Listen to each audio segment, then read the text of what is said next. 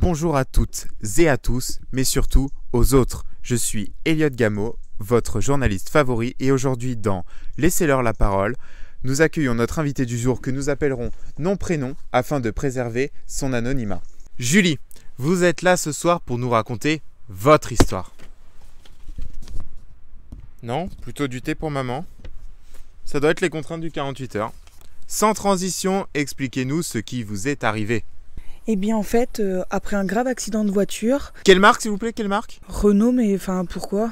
Les détails sont importants.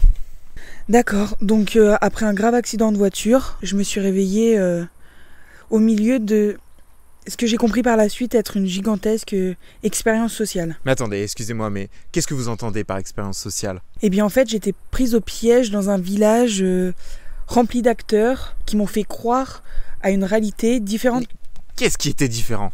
Dans cette réalité, les gens n'avaient pas la même conscience écologique. Et le taré qui a organisé tout ça, là, pourquoi il l'a fait? Peut-être pour prouver que l'écologie est un immense complot. Et vous avez réussi à prouver le contraire, c'est ça? Oui, on peut dire ça. Eh bien, écoutez Julie, nous vous écoutons. En fait, dans ma vie fictive, j'étais la boulangère du village. Bonjour. Bonjour, vous allez bien? Très bien, et vous? Ça va, merci. Qu'est-ce que je vous sers? Une baguette, s'il vous plaît. Longue ou farinée? Farinée.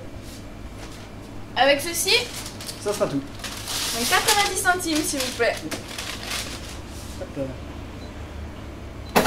Merci. Merci beaucoup. Bonne journée, au revoir. à vous, au revoir. Je n'avais pas vraiment de famille, mais j'étais toujours en compagnie de ce que je pensais être mes amis. Il est venu chercher une baguette pour ses parents et il était tellement mignon, du coup je lui ai proposé une sucette. Mais il m'a dit que ça donne des caries, du coup il en a pas voulu. Et en parlant de parents, moi je pensais pour maman une plastifieuse. Ah, c'est l'anniversaire de votre mère? Oui, samedi. Mais non, plutôt du thé pour maman. Mais elle aime le thé, votre mère? Bah oui, tu te souviens pas quand on était petits, quand on était dans le jardin? Ah si, moi je me rappelle trop, elle nous ramenait toujours de la citronnade et c'est vrai qu'elle prenait toujours du thé. Elle disait le thé, ce n'est pas pour les enfants. Le thé, c'est pas pour les enfants. Lorsque mes amis me parlent du passé, je me sens pas concernée. Julie, ça va? Ça va, c'est juste que je comprends pas, je m'en rappelle pas et pourtant vous en parlez tout le temps, j'ai pas l'impression de l'avoir vécu. Mais bien sûr que si tu l'as vécu, qu'est-ce que tu racontes? Arrête d'y penser, t'es fatiguée en ce moment, t'as besoin de te reposer.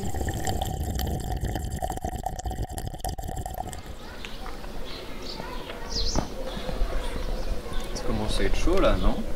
Ouais, vous pensez qu'elle a cramé? Bah y a moyen, non?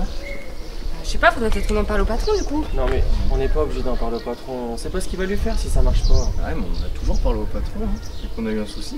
Ouais mais moi je pense pas que ça soit une bonne idée. Ouais. Je suis arrivé, j'y vais moi.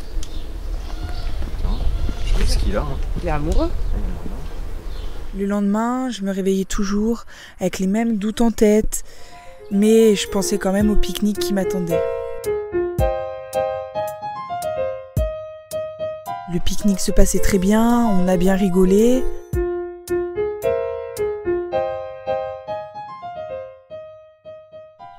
Vous m'entendez? Enfin, je vous parle, hein. Et en fait, c'est à la fin de ce pique-nique que tout a basculé pour moi. Ouais, Il a fait chaud, on était bien, hein. Il fait beau. Il a fait chaud. Ouais, on a bien mangé. Et on y va? Vous êtes chaud? Ouais, allez.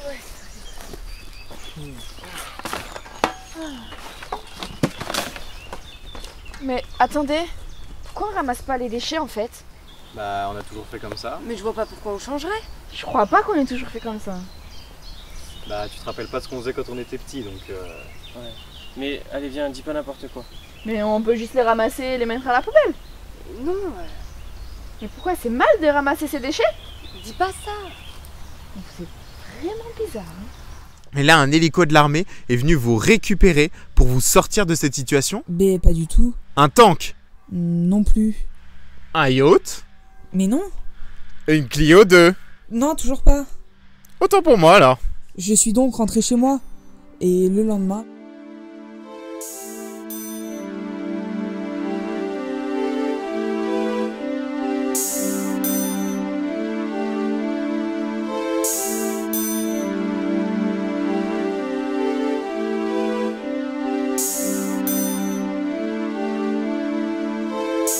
excusez-moi de vous couper dans ce moment émotion dont je ne doute que les téléspectateurs se régalent actuellement, mais nous n'avons que 5 minutes pour parler de votre sujet et donc nous allons passer sans transition à Marie, éleveuse de fourmis, amie des fourmis, dossier exclusif par Adrien Fauvet.